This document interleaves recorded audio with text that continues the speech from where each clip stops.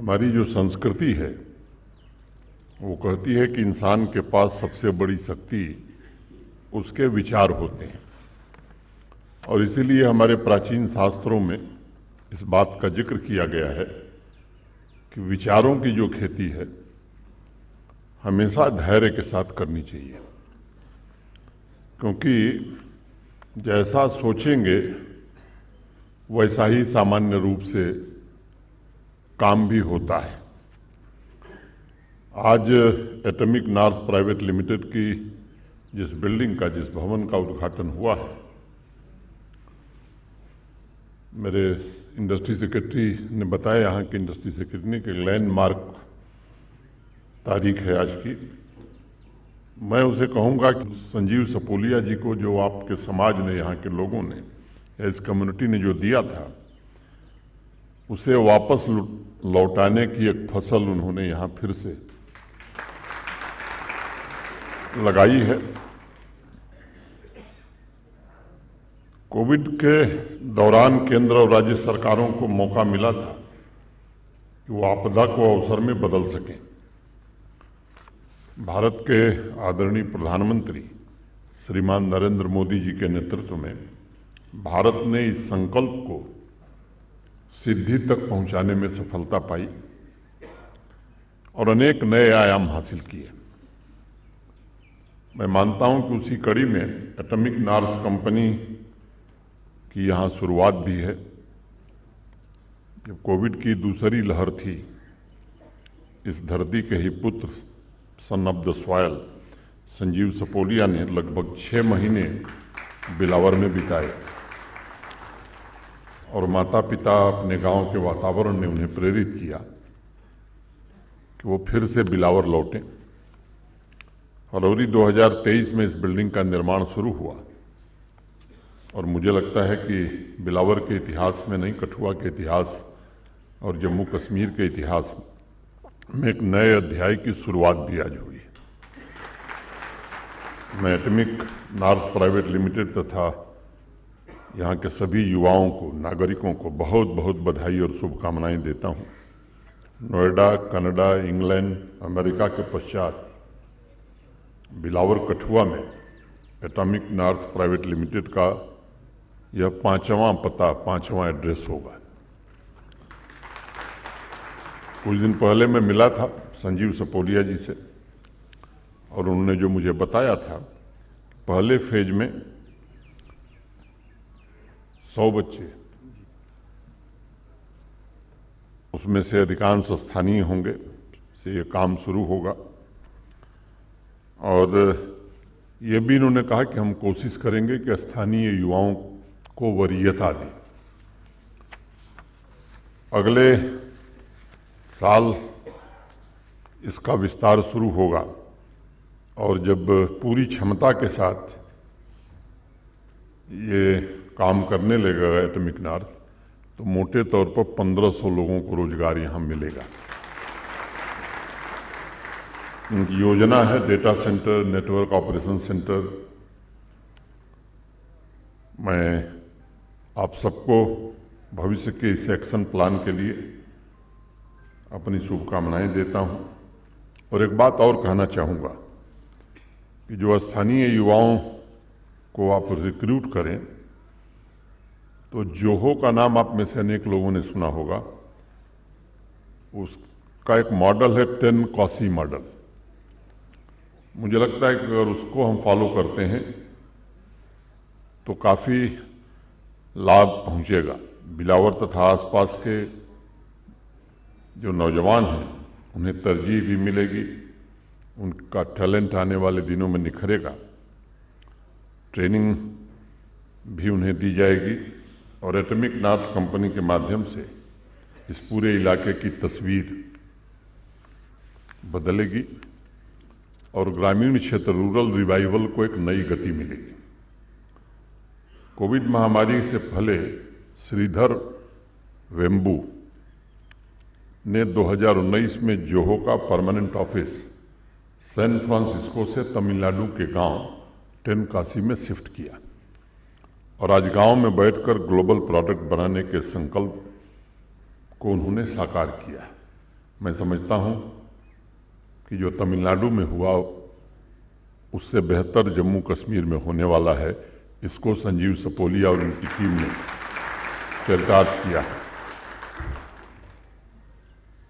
मैं आशा करता हूं कि विलावर का यह वेंचर बॉस्टन के क्लाइंट के लिए काम करेगा। कठुआ और कनेक्टिकट के बीच की दूरी कम किया है इन्होंने, और जो वैश्विक ग्लोबलाइज्ड इकॉनमी है वो इस क्षेत्र के कायाकल्प में योगदान करेगी। IT and IT enabled service sector में जम्मू कश्मीर के लिए और विशेष रूप से कठुआ की लोकल इकॉनमी और यहाँ के आर्थिक परिदृश्य को नया आकार देने के लिए ये बहुत ही सहायक होगा। मैं संजीव जी और उनकी पूरी टीम को बधाई देता हूँ। आईटी सेक्टर में यह इन्वेस्टमेंट जम्मू कश्मीर के इकोनॉमिक ग्रोथ के लिए ड्राइविंग फोर्स साबित होगा तथा कैपेसिटी बिल्डिंग और अन्य इंडस्ट्रीज के डेवलपमेंट के लिए मैं मानता हूं कि एक मोटिवेशनल फैक्टर की तरह काम करेगा। मैं सभी स्टेक होल्डर्स को, विशेष रूप से यहाँ के नौजवानों को फिर से एक बार बधाई देना चाहूँगा। जम्मू कश्मीर में अप्रैल 2021 के पश्चात इंडस्ट्रियलाइजेशन का एक नया दौर शुरू हुआ है। भारत सरकार ने एक नई इंडस्ट्रियल स्कीम जम्मू कश्मीर के लिए बनाई। आज़ादी के बाद से लेकर के और नई इंडस्ट्रियल स्कीम आने तक मोटे तौर पर कुल 14-15 हज़ार करोड़ रुपए का निजी क्षेत्र का इन्वेस्टमेंट जम्मू कश्मीर में हुआ था। सामान्य रूप से आप देखें तो यहाँ के लोग सरकारी नौकरियों पर ही आश्रित रहे हैं। 4,80,000 पद सरकारी नौकरियों में, ये हमारी सैंक्शन स्ट्रेंथ है। और आबादी जम्मू कश्मीर की अगर आप देखेंगे तो मोटे तौर पर 1,35,00,000 होगी। बिहार राज्य की आबादी 13 करोड़ है और वहाँ स्वीकृत सरकारी पदों की संख्या 5,15,000 है। तो आप कल्पना कर सकते हैं कि सरकारी क्षेत्र में पहले से ही ओवर एम्प्लॉयमेंट जम्मू कश्मीर में है। दूसरे विकल्प क्या हो सकते हैं? लोगों को रोजगार मिले, आर्थिक रूप से संपन्नता आवे। उन ऑप्शंस पर वैकल्पिक व्यवस्था के निर्माण की कोशिश किन्हीं कारणों से नहीं हुई। एक तो उसमें सबसे बड़ी बाधा थी जो 5 अगस्त 2019 को भारत के माननीय प्रधानमंत्री जी की दृढ़ इच्छा शक्ति के कारण देश की संसद ने उस बाधा को समाप्त किया। वो एक ऐतिहासिक फैसला था और मैं मानता हूं कि उसके बाद से चीजें बदली हैं। जो यहाँ के भूमि कानून थे, लैंड लॉज, वो भी काफी दिक्कत पैदा करते थे। रिग्रेसिव कानून थे, वो किसानों के लिए भी रिग्रेसिव थे। अब 4 कैनाल से कम जमीन वाले को हाई डेंसिटी प्लांटेशन करने की अनुमति नहीं थी। हाई डेंसिटी प्लांटेशन एक रीजन में हो सकता था, दूसरे रीजन में नहीं हो सकता था। इस तरह के अनेक कानून थे जिनको बदल दिया गया है, लोगों के हित में बना दिया गया है। और मैं बार बार एक घटना दोहराता हूं। हमारे यहाँ एक बड़े साहित्यकार हुए उत्तर प्रदेश में, श्रीलाल शुक्ल, हिंदी से जिनका वास्ता होगा उन्होंने जरूर उनका नाम सुना होगा। उनकी एक बड़ी प्रसिद्ध पुस्तक है राग दरबारी। तो राग दरबारी में एक पात्र है, उसका नाम है लंगड़। मैंने उसका एक पैर खराब था, तो वो बेचारा अपना फर्द रेवेन्यू रिकॉर्ड के लिए प्रार्थना पत्र दिया और दौड़ना शुरू किया। तो दौड़ते दौड़ते लगा कि उसका दूसरा पैर खराब हो जाएगा, इसलिए उसने बंद कर दिया। महाभारत में भी अगर आप देखें तो मैं मानता हूं कि अगर उस समय लैंड रिकॉर्ड डिजिटाइज रहे होते तो शायद महाभारत न होता, क्योंकि पांडवों ने तो 5 ही गांव मांगे थे और भगवान कृष्ण जैसा आदमी 5 गांवों का फैसला न करा दे, ये कहाँ संभव था? हो सकता था। वही स्थिति जम्मू कश्मीर की थी। मैं गाथा इसकी नहीं गाना चाहता हूं, लेकिन आप सब जानते हैं कि कुछ चंद लोग थे जो जमीन के दस्तावेज पढ़ सकते थे और वो इतने ताकतवर थे कि जिला कलेक्टर भी उनके आगे कमजोर होता था। वो स्थिति अब बदल गई है। अब वो डिजिटाइज हो गया है, हिंदी, अंग्रेजी, उर्दू में पासबुक मिल गया है। दूसरी घटना मुझे यहाँ याद आती है। मैं 7 अगस्त 2020 को आया था। अक्टूबर में मुझे बताया गया कि दरबार श्रीनगर से अब जम्मू जाने वाला है। तो उस समय के जो मुख्य सचिव थे, चीफ सेक्रेटरी थे, उन्होंने मुझे कहा कि साहब आपको सेक्रेटेरिएट आना होगा। तो मैं गया तो 217 ट्रकों में फाइल लद करके श्रीनगर से जम्मू रवाना हो रही थी। हमने पूछा ये है क्या? तो उन्होंने कहा साहब ये दरबार मूव हो रहा है, ये महाराजा साहब के जमाने से परंपरा है। अब इस तरह की परंपरा ढो करके जम्मू कश्मीर कहाँ जा सकता था। फिर हम लोगों ने तय किया कि अब अगली बार जब मई में जम्मू से श्रीनगर जाएंगे तो कोई ट्रक नहीं जाएगी। अब कोई ट्रक नहीं जाती। 30-40 सर्विसेस ऑनलाइन थी। आज देश में सबसे ज़्यादा ऑनलाइन सर्विस देने वाला जम्मू कश्मीर यूटी हो गया है, कई राज्यों को पीछे छोड़। पब्लिक सर्विस गारंटी एक्ट की अधिकांश जो सर्विसेज हैं उनको ऑटो अपील मोड में कर दिया गया है ताकि लोगों को कठिनाई कम हो। अनेक इस तरह के प्रयत्न हुए हैं और अभी चेयरमैन साहब दोहा पढ़ रहे थे। दोहा मुझे भी याद है। रहीमन वेनर मर चुके जे कछु मांगन जाए।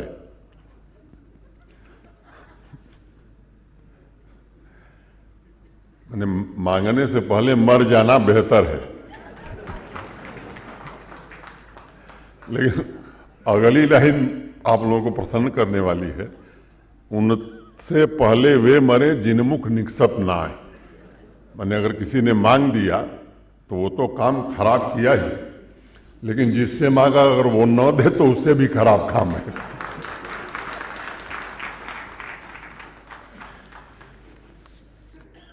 व्यवस्थाओं में काफी बदलाव हुआ है। प्रशासन उत्तरदायी हुआ है, जनता के प्रति उत्तरदायी हुआ है। प्रशासन में पारदर्शिता आवे, इसकी एक व्यवस्था बनाई गई है। आपका जो पैसा है, सरकार का जो पैसा है, लोगों के काम पर खर्च हो, सही तरीके से खर्च हो, इसकी कोशिश हुई है।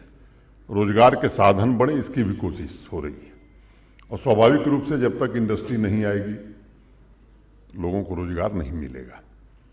हमारे सेक्रेटरी साहब और उनकी पूरी टीम, हमारे डायरेक्टर इंडस्ट्री भी बैठे हुए हैं और प्रशासन के भी हमारे साथी शिद्दत से इस कोशिश में लगे हैं कि जम्मू कश्मीर में जो प्रस्ताव आए हैं इन्वेस्टमेंट के, उनको जमीन पर उतारा जाए। मोटे तौर पर 90,000 करोड़ के आसपास के प्रस्ताव हैं। जमीन की दिक्कत आप सबको मालूम है। प्रशासन काफ़ी मेहनत कर रहा है कि ज़मीन जुटाई जाए और इन्वेस्टमेंट को ज़मीन पर उतारा जाए। मैं उम्मीद करता हूं कि अब व्यवस्थाएं अनुकूल हो गई हैं और आने वाले समय में जो आपके डीसी साहब ने बात कही कि कठुआ, महान सिंह साहब कह रहे हैं कि कठुआ का कुछ इलाका बड़ा पिछड़ा है और लोग कह रहे हैं कि साहब उत्तर प्रदेश का नोएडा कठुआ हो गया है जम्मू कश्मीर का। लेकिन मुझे एक बात की और प्रसन्नता है कि पहले लोग सोचते थे कि कह दो, अब लोग सोचते हैं कहने पर शायद हो जाएगा और हो रहा है, तो इसलिए लोग कहते हैं, मुझे अच्छा लगता है। 3-4 बिंदुओं पर प्रशासन मुख्य रूप से अपना ध्यान केंद्रित किए हुए। एक तो इंडस्ट्री की बात मैंने बताई, इंडस्ट्री वास्तव में आवे और अच्छे लोग आ रहे। ये क्षेत्र पिछड़ा हुआ था हमारा आईटी और इनेबल सर्विसेज का, उसमें एक अच्छी शुरुआत हुई है और आने वाले दिनों में ये भी बड़ी संख्या में इस तरह के इन्वेस्टमेंट आवे, इसकी कोशिश हो रही, उसके परिणाम आएंगे। दूसरा, एग्रीकल्चर और एलाइड सेक्टर। मोटे तौर पर जम्मू कश्मीर की 70% आबादी कृषि और संबंधित कामों से जुड़ी हुई है और उसमें करीब 13 लाख परिवार हैं। कोई एग्रीकल्चर करता है, कोई डेयरी से जुड़ा है, कोई हार्टिकल्चर से जुड़ा है, कोई फिशरी से जुड़ा है। 2,62,000 परिवार ऐसे हैं जो मार्जिनल फार्मर हैं, जिनके पास जमीन कम है। उसका भी एक holistic agriculture development plan Jammu Kashmir प्रशासन ने बनाया है। देश के जाने माने कृषि वैज्ञानिकों के साथ मिल करके उसे बनाया है। आज की तारीख में हम कृषि आमदनी के मामले में देश में 5वें नंबर पर हैं। जो हमारा बजट एग्रीकल्चर और एलाइड सेक्टर का होता था, उस बजट के अलावा 5 वर्ष में 5013 करोड़ रुपए और खर्च करने, माने हर साल 1000 करोड़ ज्यादा हम बजट में एग्रीकल्चर और एलाइड सेक्टर में खर्च कर रहे हैं। 29 प्रोजेक्ट आइडेंटिफाई किया था उस विशेषज्ञों की समिति ने, और मैं बहुत जिम्मेदारी से बात कहना चाहता हूं आपके बीच कि देश के किसी राज्य ने इस तरह का प्लान नहीं बनाया, किसी राज्य ने। जो देश में आज देश के जाने माने कृषि वैज्ञानिक हैं, उनकी सहायता ली गई है।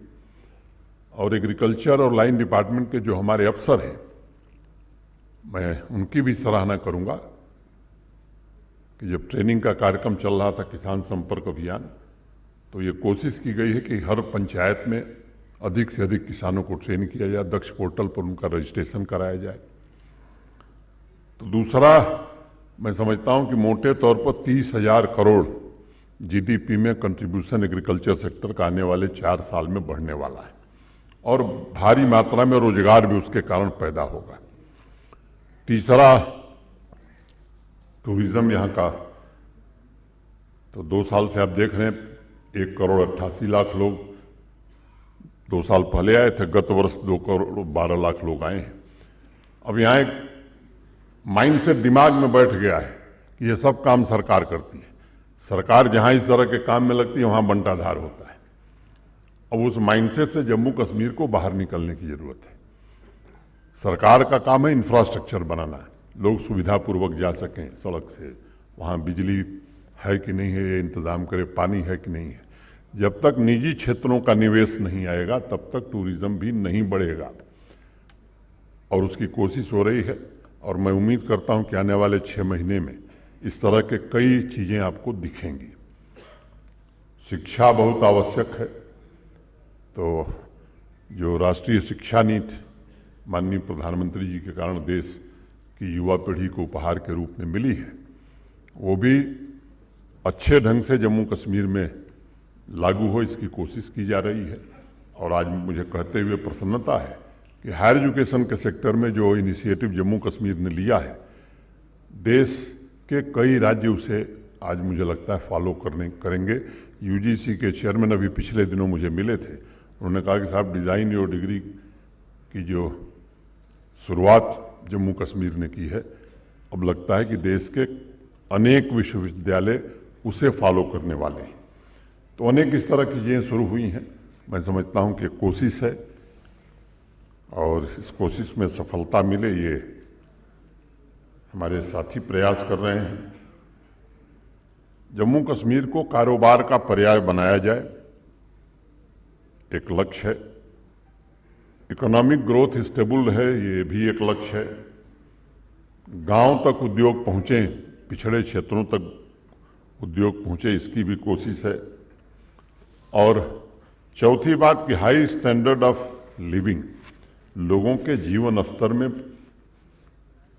बदलाव आवे, ये भी कोशिश हो रही है। और ये कोई आसान काम नहीं है, क्योंकि इंडस्ट्री, समाज और बुनियादी सुविधाओं के बीच यहाँ एक गहरी खाई बना दी गई थी। आईटी सेक्टर में इंफ्रास्ट्रक्चर और एक्सपर्टीज की भारी कमी थी, जबकि टैलेंट की कमी नहीं है जम्मू कश्मीर में। यहाँ के युवाओं में टैलेंट बहुत है। डिजिटल पेनिट्रेशन की मैं बात करूं तो जम्मू कश्मीर देश के पिछड़े हुए राज्यों में जाना जाता था। गत वर्ष 74 करोड़ 42 लाख ही ट्रांजैक्शन जम्मू कश्मीर ने रिकॉर्ड किया है। मैं समझता हूं कि प्रतिदिन 20 लाख इलेक्ट्रॉनिक लेन देन रजिस्टर हुई है, जो देश के विकसित राज्यों से भी बेहतर है, जिन राज्यों को गिना जाता है कि बड़े विकसित राज्य हैं। बाकी जो इंडस्ट्री 4.0 की बात आज बहुत हो रही है, उसमें भी कोशिश हो रही है। मैं उम्मीद करता हूं कि जम्मू कश्मीर अब एक डिजिटल सोसाइटी के रूप में विकसित हो, इसकी ईमानदारी पूर्वक कोशिश है। और जो उपलब्धियां हासिल हुई उसमें गवर्नेंस तथा समाज में भी एक नए प्रकार का आत्मविश्वास पैदा हुआ है। बिना किसी बिजनेस जार्गन के मैं कहना चाहूँगा कि मुझे उस मिथक को तोड़ने में हमारे साथी रुचि रखते थे कि आप सिलिकॉन वैली में बैठकर ही वर्ल्ड क्लास टेक्नोलॉजी या प्रोडक्ट या सर्विसेज प्रोवाइड कर सकते हैं। उस मिथक को आज सपोलिया साहब ने यहाँ करके तोड़ा है। मैं और मेरे प्रशासन के सहयोगी ऐसी सुविधाएं निर्मित करने में लगे हुए हैं जो जम्मू कश्मीर के गांवों में बैठकर भी ग्लोबल प्रोडक्ट्स कंपनीज ऑफर कर सकें। ये लक्ष्य कठिन है, असंभव सा लगता था। इस लक्ष्य को हासिल करने के लिए जिस प्रकार की बुनियादी सुविधाएं चाहिए, उन सुविधाओं को बनाने में प्रशासन प्रतिबद्ध है पूरी तरह से। इंटीग्रेटेड कनेक्टिविटी की दिशा में तमाम कोशिशें हुई हैं। फिजिकल तथा इलेक्ट्रॉनिक कनेक्टिविटी का सशक्त इंफ्रास्ट्रक्चर डेवलप हो, ये प्रयास हुआ है। New enterprise for rural India, मैं समझता हूं कि जम्मू कश्मीर के इंडस्ट्री डिपार्टमेंट का ये नया संकल्प है और इस दिशा में जम्मू कश्मीर इंडस्ट्री डिपार्टमेंट आने वाले दिनों में काम करेगा। फिजिकल इंफ्रास्ट्रक्चर, डिजिटल इंफ्रास्ट्रक्चर तथा अन्य जरूरी सुविधाओं के साथ ऐसे आदर्श गांवों का निर्माण करना है जिससे बिजनेस वेंचर को रूरल रिवाइवल के साथ ग्रामीण भारत के वैल्यूज को भी कस्टमर तक पहुंचाने का अवसर मिले। ये एक नई शुरुआत जम्मू कश्मीर में हो। आप लोगों ने ध्यान दिया होगा कि गांव में आज भी किसान के लिए ग्राहक और मेहमान ये दोनों भगवान के बराबर होता है और यही तो बिजनेस सेक्टर का सबसे बड़ा आदर्श हो सकता है। कस्टमर का इंटरेस्ट कंपनी के केंद्र में हो और वो बिजनेस वेंचर अपने आसपास अन्य बिजनेस को पनपने का वातावरण प्रदान करे। ये अगर लक्ष्य लेकर के हम चलते हैं तो मुझे लगता है कि और बेहतर स्थिति हो सकती है। मुझे भरोसा है कि atomic north IT company economy में योगदान के साथ साथ एक ऐसा इकोसिस्टम यहाँ विकसित करेगी जो अलग अलग क्षेत्रों में रोजगार की संभावनाओं को प्रेरित करेगा। जम्मू कश्मीर प्रशासन में आईटी तथा आईटी इनेबल्ड सर्विस सेक्टर को सशक्त बनाने के लिए प्रतिबद्धता है, कोशिश भी है और मैं उम्मीद करता हूं कि आने वाले दिनों में और बेहतर स्थिति इस दिशा में बनेगी। ऐसी आवश्यकता है कि कॉरपोरेट सुशासन, innovation, research and development, quality control, इन सब चीज़ों पर ध्यान दिया जाए। मैं आप सबको भरोसा देना चाहता हूं कि इंडस्ट्रियल इन्वायरमेंट को सशक्त बनाने और कम्पिटिटिव बनाने के हर प्रयास किए जाएंगे।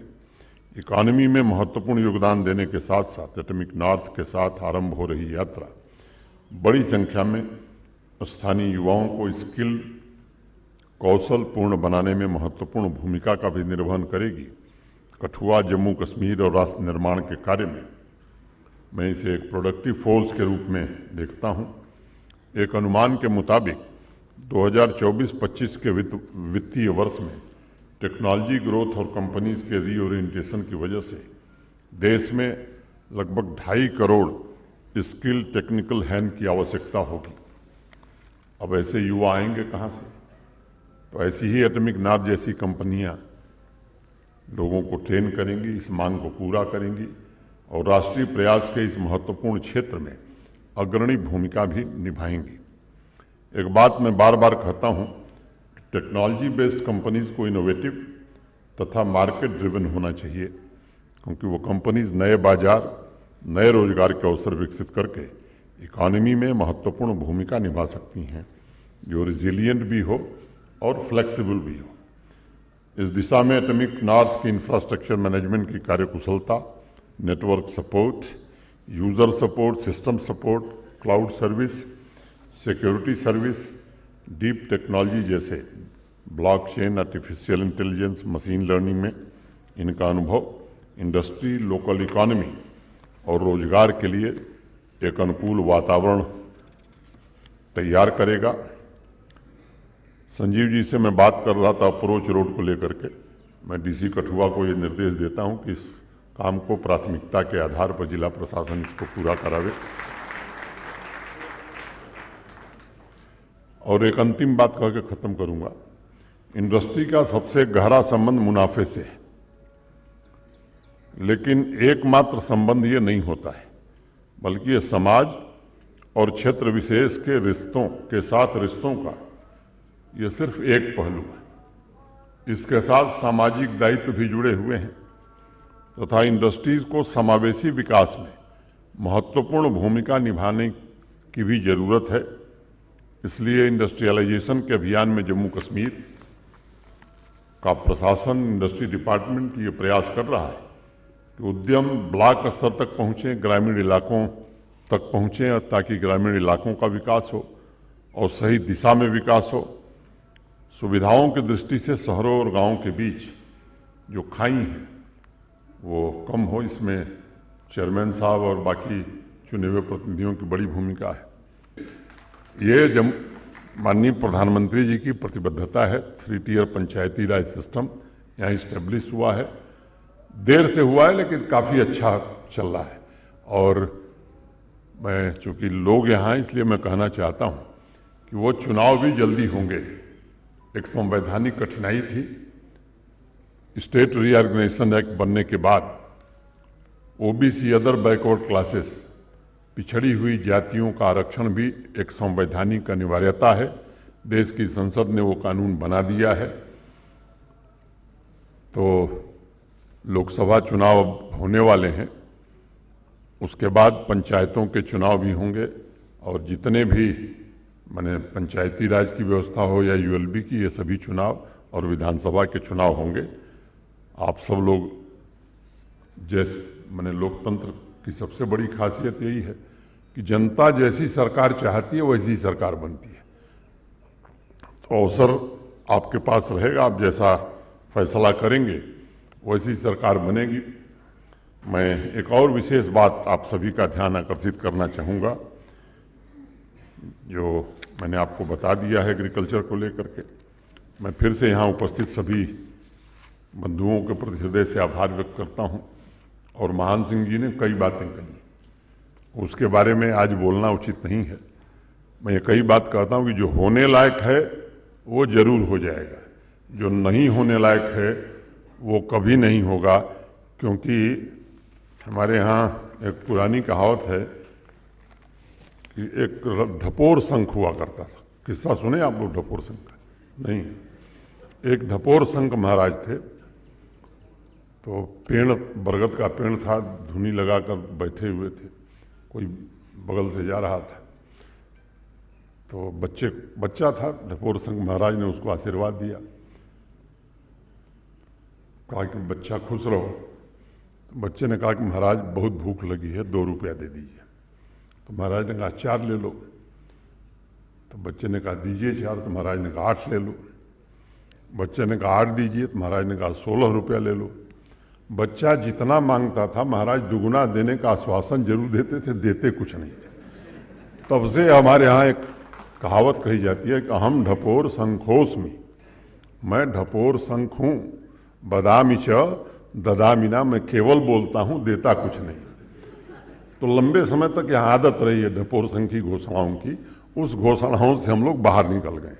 कहना वही जो करना है, जो नहीं करना है वो कतई नहीं कहना। तो मैं समझता हूँ कि इसके कारण चीज़ें पटरी पर आई हैं। लेकिन एक बात जरूर मैं कहना चाहता हूँ कि पैसे का सही उपयोग हो, जनता की ज़रूरतों के मुताबिक जो धन है उसका उपयोग किया जाए, इसमें पूरी आस्था है।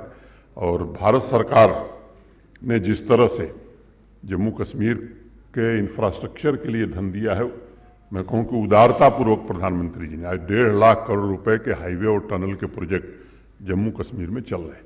और जब प्रोजेक्ट चलते हैं, अब कठुआ में हाईवे, एक्सप्रेसवे, तो जब बनने लगी, पहले तो लोग सोचते नहीं थे कि एक्सप्रेसवे बनेगी। जब बनने लगी तो लोग कहेंगे अब ये बने तो बगल में भी मांग लो। तो इसमें कोई बुराई नहीं है, जब काम होता है तभी अपेक्षाएं बढ़ती हैं। तो अपेक्षाएं अच्छी हैं। मैं समझता हूं कि आने वाले दिनों में और बढ़ेंगी। और ये आकांक्षी समाज जब बनता है तभी मुझे लगता है कि बड़े सपने लोग देखते हैं, बड़े लक्ष्य रखते हैं और लक्ष्यों को पूरा करने के लिए मेहनत करते हैं। मैं आप सबके प्रति फिर से हृदय से कृतज्ञता ज्ञापित कर अपनी बात पूरी करता हूँ। धन्यवाद। जय हिंद। है।